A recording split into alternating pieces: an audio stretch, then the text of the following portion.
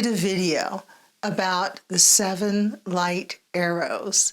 And part of one of those light arrows is learning from mistakes.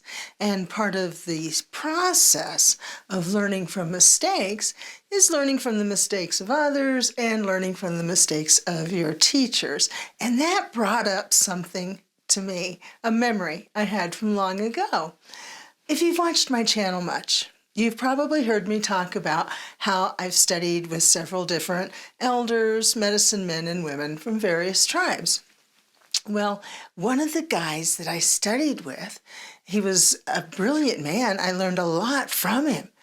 And then he said he was going to teach something, and he gave it this name and said it was Cherokee. Well, I speak Cherokee. And this word that he used, it had sounds or letters in it that aren't in the Cherokee language. So that was obviously a big red flag to me. And then the teaching itself was very sexual, very sexually explicit. And, it didn't sit well with me. And I noticed that there were a lot of people, a big following that he had, that were really intrigued by this teaching. And you've probably heard me talk about different teachings, about Bullies and the Hawaiian Huna and stuff like that. Well, he was kind of finding ways to tie this in with those. And I saw that there was a lot of his followers that were female that were involved in sexual activity with him. And it seemed to me like this was all a big scam. This is just a way to get these women to have sex with him. This is an excuse. Right? You've probably seen this kind of thing with followers and people who have charisma, whether they're religious leaders or politicians or whatever. They know that they can have all these women that are fans of theirs, and so they use it to their advantage. So it just made me think that everything I had learned from him was baloney, and for a long time, I was very unsettled about that. And then I started studying with other people, like Gladys Tantagwidian of the Delaware. Her brother was the chief of the Mohicans. And all of these different people that had told me some of the things that I had learned from this other guy. So they were validating some of his teachings. Like Dottie in Hawaii about the Huna and all that. So I thought, okay, there is some truth in some of this.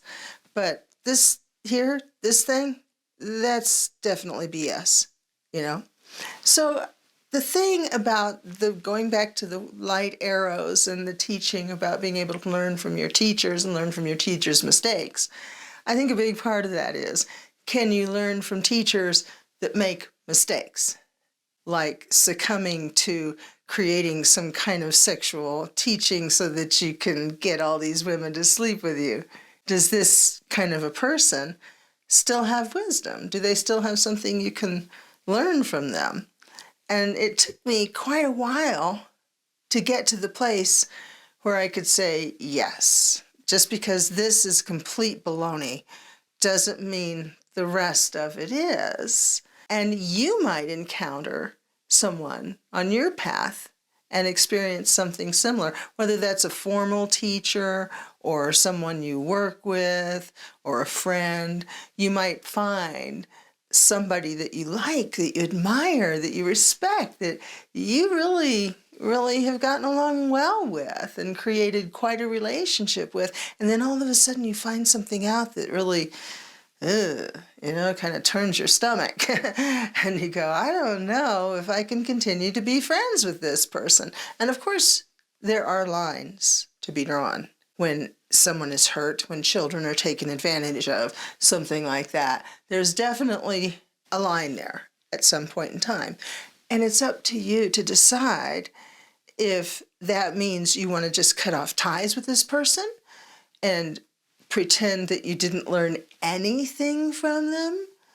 Or do you want to remember the things that you learned and still find value in that, still use those things? Or is this transgression not so bad and you can still be friends with them, but always take what they say with a grain of salt? You know what I mean?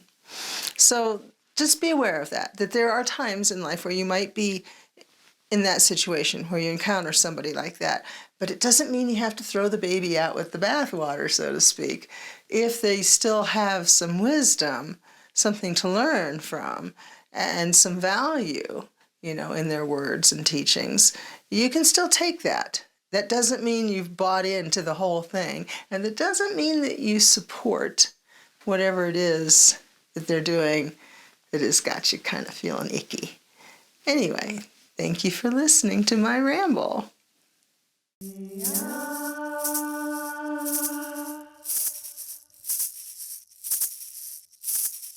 Hey,